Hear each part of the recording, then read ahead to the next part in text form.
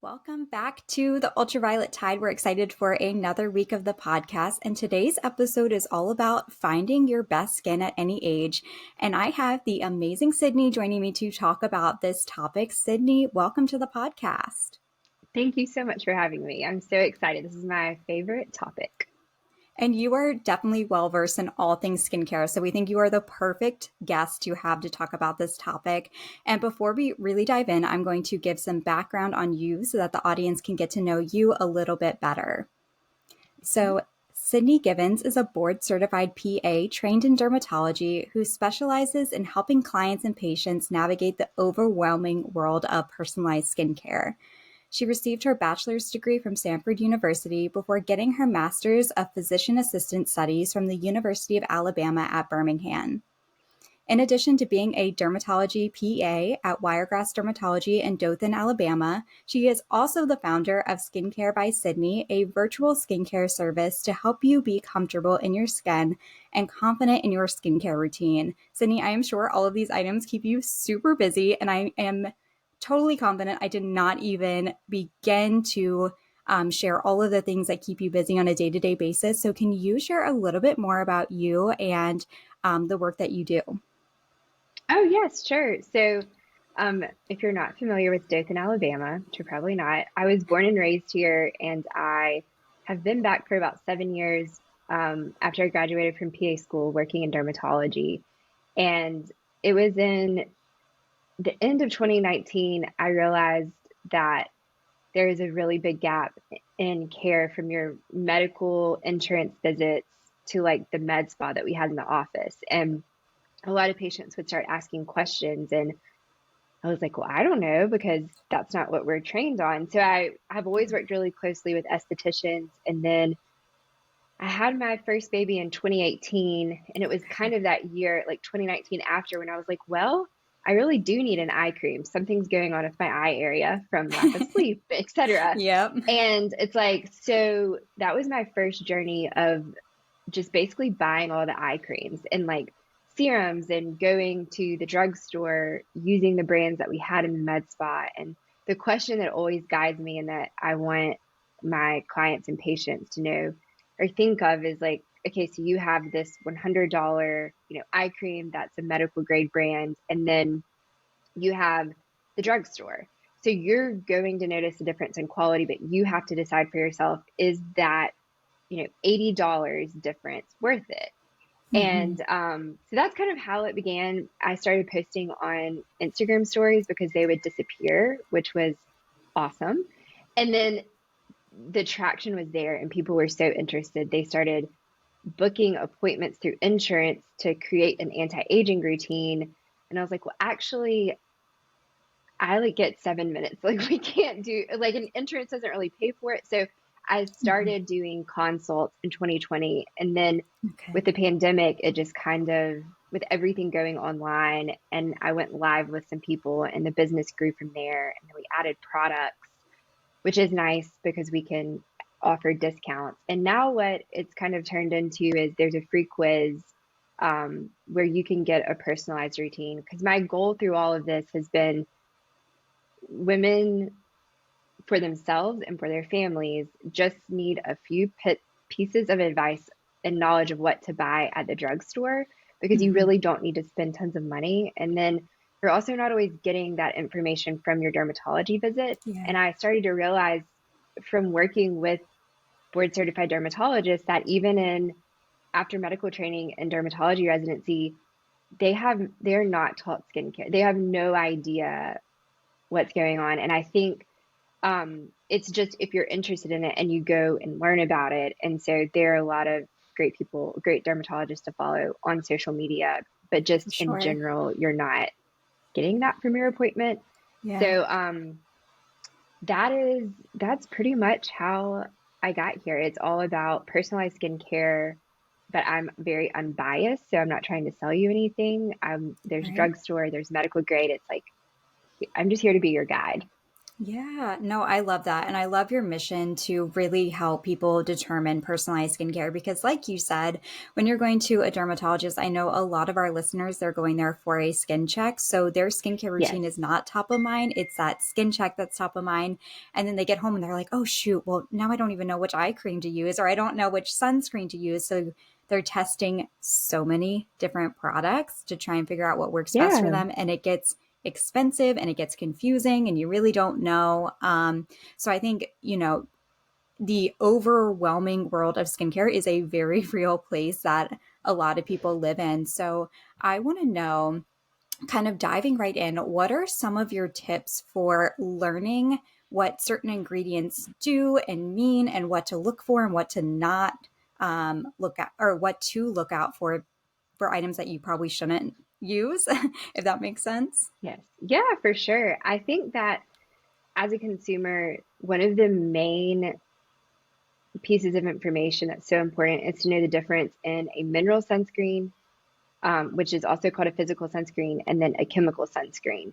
And the only thing that really gets me, I guess, like riled up, it has to do with pricing. And that's really where all of this comes from. So, Yeah. there's influencers, and I just want people to know what they're buying. And it's so simple. So, to answer your question about ingredients, you just turn the sunscreen around and you look in the rectangular box and see, is it zinc oxide and titanium dioxide, which is a Mhm. mineral or physical sunscreen that blocks the sun.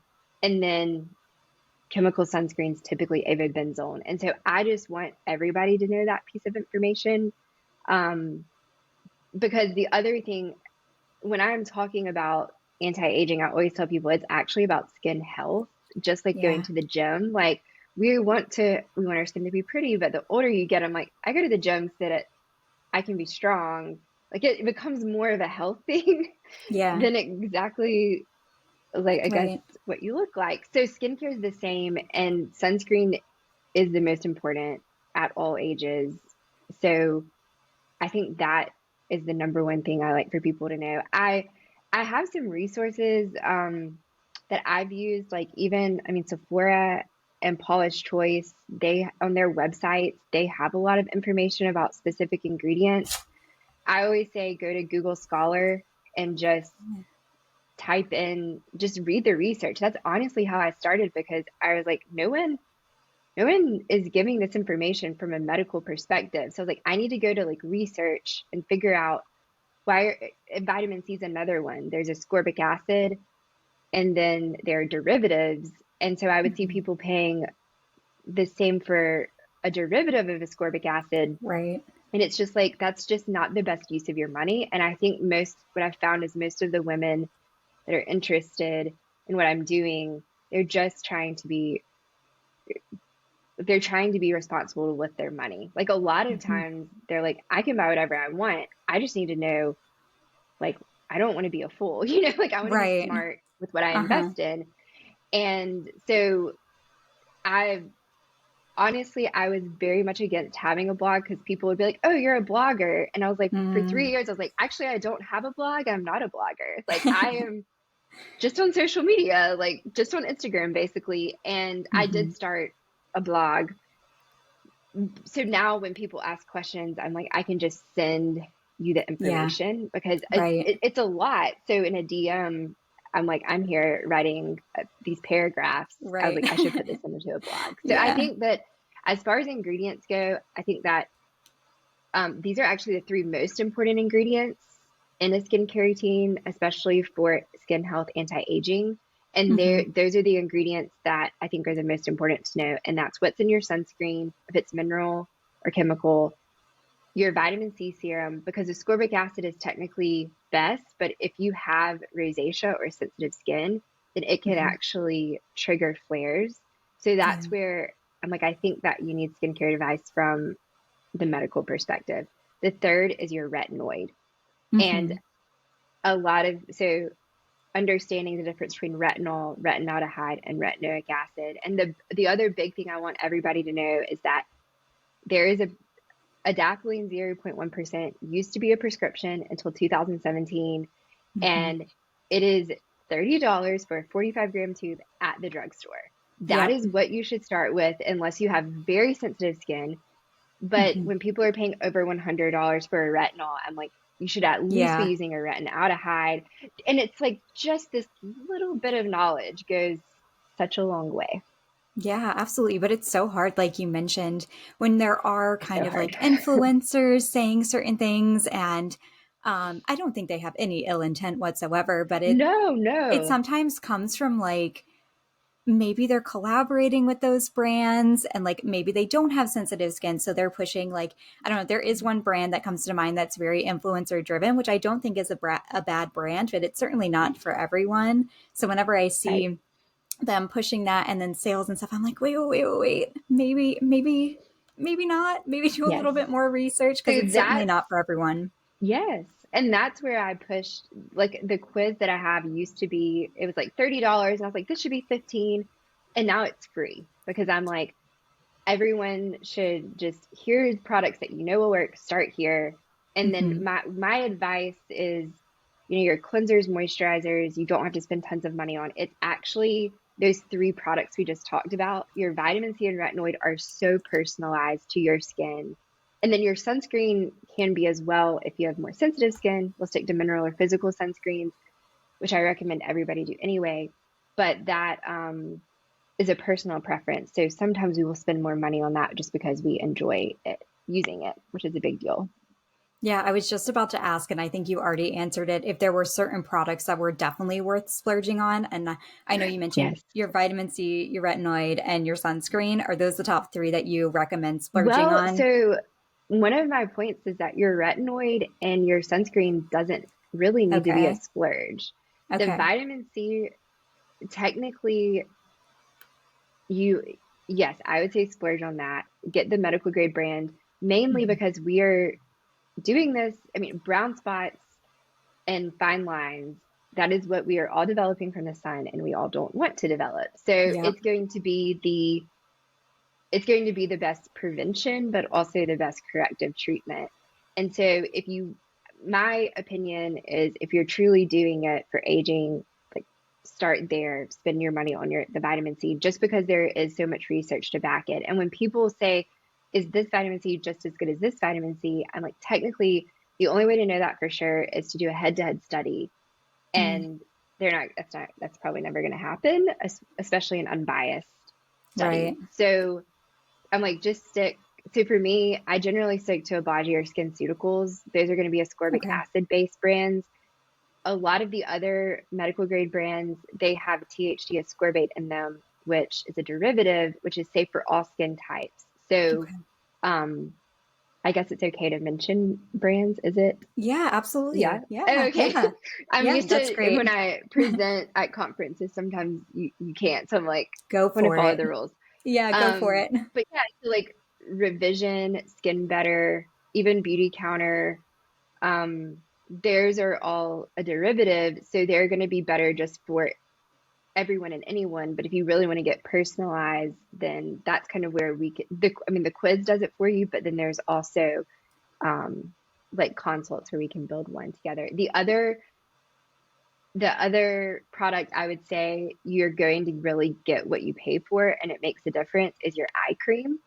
Okay. So that's the second place I would spend money. But usually I'm like, you're going to be spending at least $75. And after I've probably tried the most eye creams out of any other product, and I've tried eye creams that are $150 that they're not necessarily better the more expensive they are. I think it's a texture thing. Okay. So an eye cream is a specialized moisturizer, and you'll notice if you just start trying all the products that the cheaper ones literally feel like they have more water in them. Yeah. And so that those are the two that I recommend just paying a little bit extra because you get what you pay for.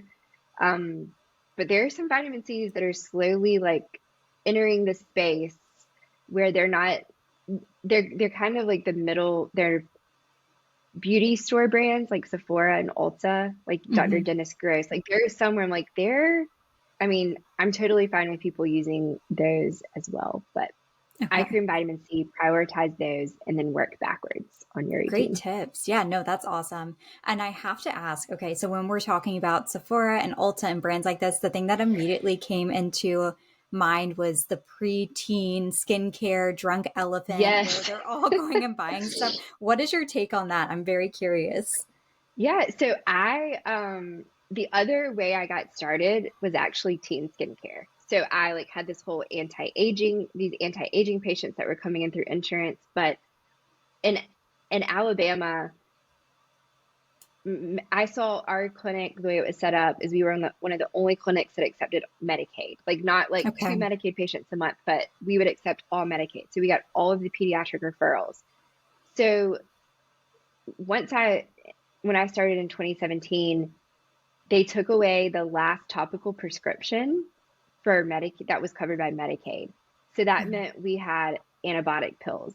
So when Mm-hmm. I was getting these referrals, patients were fine as long as they were on antibiotic pills. And then I honestly was like, what do you want us to do? Because we have nothing else to prescribe. Yeah. So I turned to the drugstore. And luckily in 2017, adapalene 0.1% became over the counter as Yeah. Differin gel. And then La Roche-Posay has an Ethiclar adapalene Yeah. gel as well.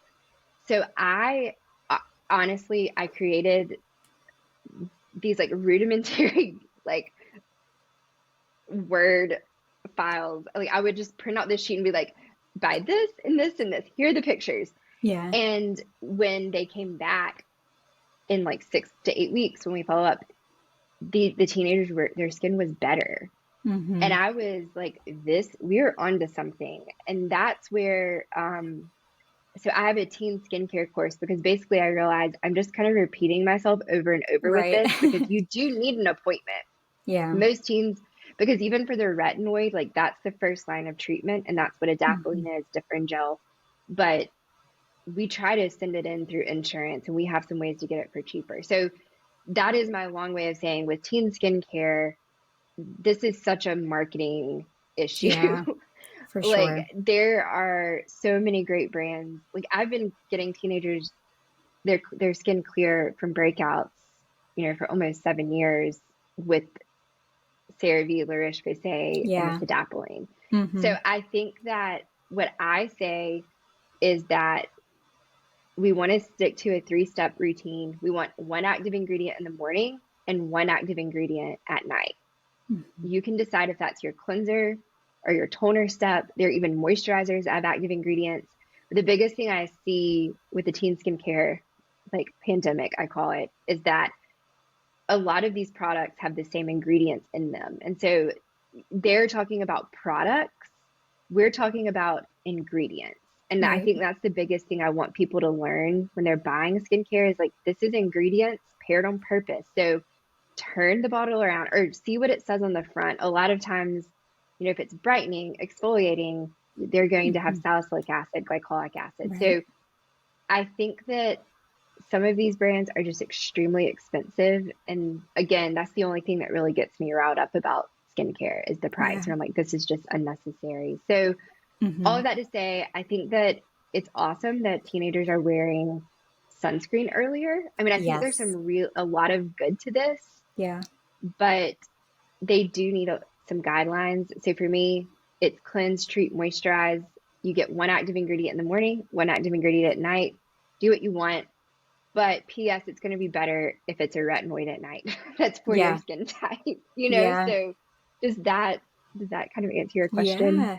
No, it's great advice. Okay. And kind of what I was thinking and what I was getting at is the fact that a lot of preteens they're prescribed like these insanely heavy active ingredients and they don't know how to use them. And then their skin Yes. peels and are like, oh, it's working because my skin's peeling. And it's like, no, no, no, it's not supposed to be peeling. Yes. And that is the skin barrier. I mean, what's interesting is that the first line treatment for teen acne, adult acne, rosacea, eczema, sensitive skin, it's all about your barrier. And your barrier, it's that's cleansers and moisturizers. So I've had some teens when they come in, we actually just stop them. They stop using everything Yeah. except for a cleanser and a moisturizer. and they clear up Yeah. because once their skin's able to do its thing, it's Hmm. actually that's all they need. Like we'll produce more and more oil if we're over drying it. And so yeah, thanks to teens, they have taught me a lot about skincare just over the years because of Yeah. working with so many Medicaid patients in Alabama. And now I think teen acne is probably my niche, like in clinic, like through my traditional job in the dermatology Hmm. clinic. But they teach me because they'll bring all their products in, and I'm like, well, I got Yeah. to go to Sephora and go read about these ingredients and check this out. So, Yeah. um, if everyone will start wearing sunscreen earlier, then that's great for Yes. cosmetic and medical reasons. Yes, I love it. I think sunscreen is one of those things, like you said, that, oh my gosh, the sooner you start wearing it and getting it into your daily routine, the better. And I preach it all the time. I'm like, sunscreen, sunscreen, Yes, sunscreen. And I mean, I'm sure my family and friends are tired of hearing it, but a lot of them are now wearing a daily sunscreen. So I'm going to keep it up.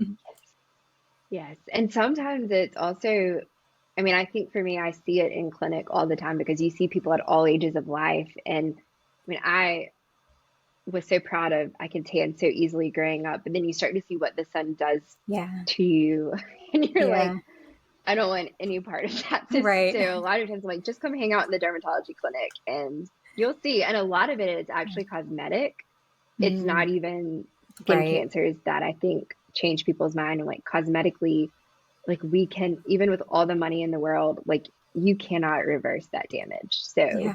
Yeah. just wear sunscreen and UPF clothing. And like I put on sunscreen in the morning. I don't love putting on sunscreen everywhere. So I'm like, you just got to create new habits. Like Right. enjoy the shade and Yep. have a hat. So, Yes, exactly. Yeah, I think you're totally correct in the fact that a lot of people have very different motivations. Not a lot of them are skin cancer unless they have some kind of personal tie to it. A lot of it is anti-aging, which I am all for. Use whatever motivation you want and need to be sun safe. But all right, so we talked a little bit about preteens and teenagers. So let's pivot a little bit more. So people who are in their 20s and 30s listening, what should they start incorporating into their skincare routine? And maybe what should they leave back behind in those teenage, preteen active ingredient years? yes. So, honestly, in your 20s and 30s, the only thing that I think is truly different is investing in a vitamin C serum. Whereas, so we don't really leave anything behind. I have just found and kind of teach that we're actually just like it's all growing on each other, like kind of like a pyramid. So our foundations, our cleanser, moisturizer. If we start to have some breakouts, we'll add like a medicated cleanser in the shower. So perhaps we would take that away if we're not breaking out in our 20s and 30s. And as we age, our skin's naturally getting drier. So we might switch to, from like a gel cleanser to more of like a milky lotion cleanser or an oil cleanser. Um, but typically, so with retinoids, what's interesting, let me go back. In short, by your 20s or 30s, you should have your skincare trifecta, which is, and this is in order of priority, sunscreen in the morning, Mhm. retinoid at night, and a vitamin C serum in the morning. I've honestly gotten where I'll wear vitamin C serum at night as well because it's a nice, the serum texture is nice before using a retinoid. And there's research to show that it it actually does help post sun exposure as well as pre sun exposure. But your Interesting. vitamin C works together with your sunscreen ingredients to actually make it more effective. And so by age 25, I'm like, let's add a vitamin C serum. We might use my favorite drugstore brand, skincare brand in general is Naturium, which is only sold at Target. But that's one Okay. that I start with often. So I'm like, if you're 25, like, let's just add this in. But Mhm. as we, by age 30, it's one of those things like, you'll see like have your signature perfume, like have your stuff, like Yeah. have the vitamin C serum that you like and buy it twice a year, find it on sale, Yep. and just know that that's where you're going to prioritize. Yeah, I love it. I think that was totally a selfish question because I'm making the transition from my late 20s to early 30s kind of time frame. And, Mhm. all of the fun that comes with that in terms of like, huh, are those crow's feet I see? No way. How did that happen? Yes. And that's where I think moisturizer for me as someone, if you had more oily skin, and like I said, we're all getting a little bit drier as we age, but Mm-hmm. making that transition into like different moisturizers, because I was all about like the oxy pads, like scraping all the oil off my skin Mm-hmm. as a teenager in early 20s. And then just mentioning crow's feet, I think it's nice to know that a moisturizer will improve the way that your skin looks like very quickly. So if your skin's dehydrated, Yeah. a moisturizer, I mean, you'll look better instantly. It's kind of like if Mm-hmm. you think of crepey skin, like on legs. I mean, if you put on moisturizer, it looks better instantly. So Yeah. it helps plumpen it up. And that's where a lot of like, kind of where we're getting as we age, like we have all of these serums and hyaluronic acid and peptides. And I'm like, we just really need to keep it simple. Yeah. And if you want to add certain things in, you can. But what I see that kind of saddens me is sometimes people are, they have all these products, but they don't just have the basic three skincare Mm. trifecta. And I'm like, I mean, you can do all that, but we just, I don't care what you do, as long as you have those three things. Yeah. So, I love it. I think that's good advice that you really don't need to have a whole cabinet full of products. yeah. It really is start with the basics and then kind of build on that if you need anything else. But I did want to ask, since we are making that transition from the winter to the spring and summer, climate's Hmm. changing a little bit. I mean, I'm in Virginia, so we have a pretty dramatic change in between Yes. winter and spring and summer. Are there any kind of switches that people should be making in between seasons if they do see those dramatic climate shifts? Yes. I think that moisturizers are going to be the product that changes the most just to Hmm. navigate the year. And I like for people to have a go-to lightweight moisturizer and a go-to thicker moisturizer. And eventually, like in our late 30s, 40s, maybe even before then, I what I've found is everyone needs a thicker moisturizer at night. We kind of think about treating while we sleep. Hmm. And then some people might want that thicker moisturizer in the morning as well, but we can use more of like a gel-based moisturizer in the mornings throughout the year if we would like. And then maybe and as it starts to get warmer, for some people they might incorporate the gel-based moisturizer as their PM Hmm. moisturizer. So I'm like, if you have a lightweight and a thicker one, it's awesome.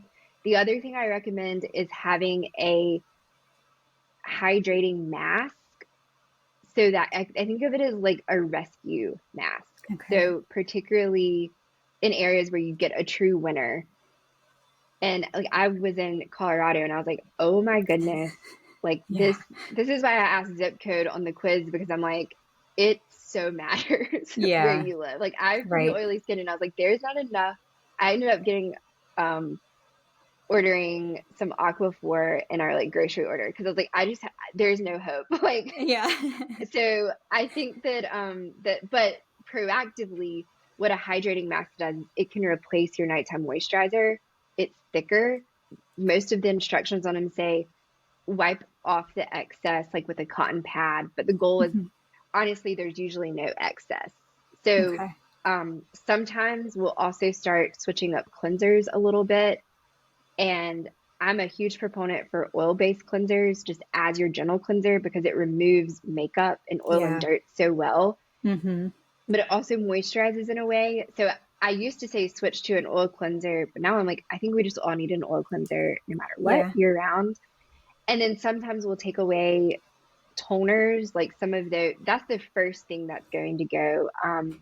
Because we have retinoids at night, and then a lot of times we'll add toners in the morning. So those exfoliating acids that are salicylic acid, glycolic acid, I'm like, we'll probably just take it out or use it less often. Hmm. And that can get pretty personal, but in short, it's moisturizers to navigate the Yeah. seasons. And that's the biggest thing that changes as we age as well. I have to tell you, Cindy, when my esthetician told me to start using an oil based cleanser, I was very confused because I have extremely oily Yes. skin. Like, why would I do that? Hmm.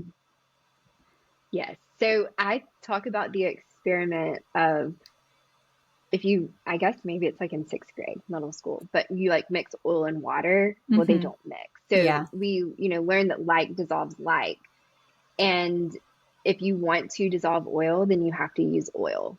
And so for people that have drier skin, so I recommend an oil cleanser at night or anytime you're using just a gentle, non-medicated cleanser, which we all need one no matter what, because we typically don't need salicylic acid or benzoyl peroxide twice a day, every day. But we also need to take off makeup. And what an oil cleanser does is it helps fortify that barrier on our skin, which winter skin and getting so dry, it's a compromised moisture barrier. So Mhm. that's why moisturizer, emollients, and oil cleansers are so great. But for people that have drier skin, a lot of times I'm like, you just use your oil cleanser and you're done. Like Yeah. you're good. So with oily skin, I was a very slow adopter to this because I do have oily skin and it Mhm. was very breakout prone. But what I Yeah. learned is you use the oil cleanser first and then you follow up with a cleanser for your skin type, which is technically a water-based cleanser. That's typically going to be benzoyl. I go to benzoyl peroxide quicker than salicylic acid because salicylic acid is so overused and most people have already tried it. Mhm. And so that's where I'm like, then your skin's getting super clean. And when you have oily skin, you want that like clean feel. And then we can follow up with a toning pad, whereas someone with a different skin type will just use the oil cleanser and kind of Yeah. be done. So do you like the oil cleanser? Like have I you kind of I love it. come around to it? Yeah, Okay. this was probably like, I don't know, 5 or 6 months ago when she said that. And I had never I mean, I used it to take off my makeup, but she told me I was Yes. doing mud masks and everything to keep my pores clean. And she's like, do the mud mask, follow it up with the oil-based cleanser, and then cleanse with your cleanser. And I was like, wow, never would have thought of that. And it has made such a Yes. difference in my skin. hmm Yep.